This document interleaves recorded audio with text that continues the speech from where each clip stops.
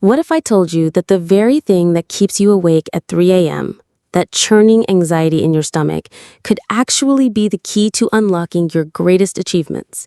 Today on Story of Growth, we're exploring something counterintuitive: how anxiety, when properly channeled, can become your most powerful motivator. I'm here with Maya Chen, who transformed her paralyzing fear of public speaking into a thriving career as a keynote speaker. Maya, let's start with the moment when everything shifted for you. Thanks for having me. 3 years ago, I couldn't even order pizza over the phone without my heart racing. I'd literally write scripts for simple phone calls. The irony wasn't lost on me. Here I was, avoiding speaking to one person, and now I regularly speak to audiences of hundreds. That's such a dramatic transformation. What was the turning point? Was there a specific moment when you realized anxiety could work for you instead of against you? It happened during a team meeting at my old job. My manager asked for volunteers to present our quarterly results, and as usual, I stayed silent while my palms got sweaty. But this time, I noticed something different. Alongside the fear, there was this intense energy, almost like electricity running through me. I realized that what I was calling anxiety was actually my body preparing me for action. That's fascinating. So you started reframing the physical sensations. Exactly. Instead of thinking, I'm too nervous to speak, I started thinking, I'm energized and ready. It sounds simple, but that shift in language changed everything. The racing heart I used to dread, that became my body's way of telling me something important was happening. I love that reframe. But let's be real, changing your internal dialogue is easier said than done. How did you actually make this stick? I had to get practical about it. The first step was what I call anxiety mapping. I started tracking my anxious thoughts and the situations that triggered them. What I discovered was that my anxiety was actually pretty smart. It was pointing me toward the things that mattered most to me. Can you give us an example? Sure. I'd get anxious about industry conferences because I cared deeply about my professional growth. I'd feel nervous about social events because connection and relationships were important to me. The anxiety wasn't random, it was highlighting my values. So your anxiety was like an internal compass, pointing toward what you cared about most. Exactly. Once I realized this, I developed what I call the PACE method. P-A-C-E. It stands for pause, acknowledge, channel, and engage. Walk us through this. What does each step look like in practice? Pause means taking 3 deep breaths when you feel anxiety rising. Don't fight it, just breathe with it. Acknowledge is naming what's happening. I'm feeling anxious about this presentation, and that's okay. Channel is where you reframe the energy. This anxiety means I care about doing well. And engage is taking one small action despite the feeling. I'm curious about that last step, engaging. Despite the anxiety, for someone who's been avoiding situations for years, that must feel overwhelming. That's where the micro-courage concept comes in. You don't have to leap from phone anxiety to delivering a TED Talk. I started by raising my hand in small team meetings. Then I volunteered to give updates to our department.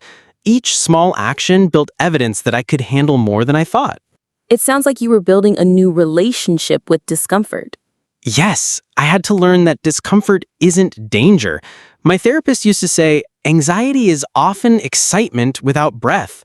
When you're excited about a roller coaster, your heart races, your palms sweat, but you don't call it anxiety, you call it excitement. That's such a powerful reframe. So you're saying we can literally breathe our way from anxiety to excitement? In many cases, yes. Box breathing became my secret weapon. 4 counts in, hold for 4, out for 4, hold for 4. It signals to your nervous system that you're safe, even when your mind is spinning stories about all the things that could go wrong. Let's talk about those stories our minds tell us. How did you handle the negative self-talk that often comes with anxiety?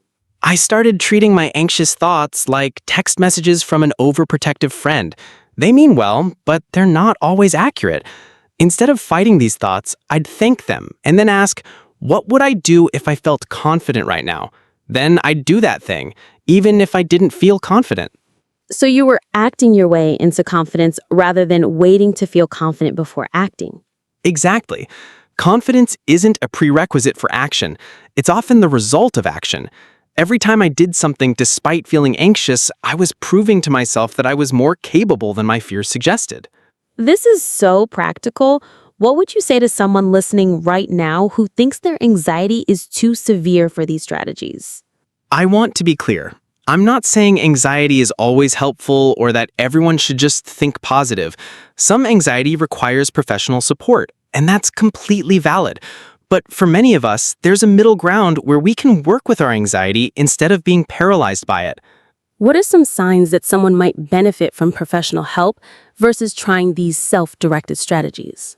If anxiety is preventing you from basic daily activities, if you're having panic attacks regularly, or if you're using substances to cope, please reach out to a mental health professional. These strategies work best when you're in a place where you can engage with your thoughts and feelings, not when you're in crisis mode. That's such an important distinction. For those who are ready to try working with their anxiety, what's the first step you'd recommend? Start with observation without judgment. For 1 week, just notice when anxiety shows up and what triggers it. Don't try to change anything yet, just gather data. You might be surprised by what patterns emerge. And once they have that data? Pick the smallest possible action you can take in one of those triggering situations. If you're anxious about networking, maybe it's making eye contact with one person at an event. If you're worried about speaking up at work, maybe it's asking one clarifying question in a meeting. The goal is to prove to yourself that you can handle more than you think. Before we wrap up, I have to ask, what's changed for you personally since making the shift? My relationship with uncertainty has completely transformed. I used to see the unknown as threatening, but now I see it as possibility.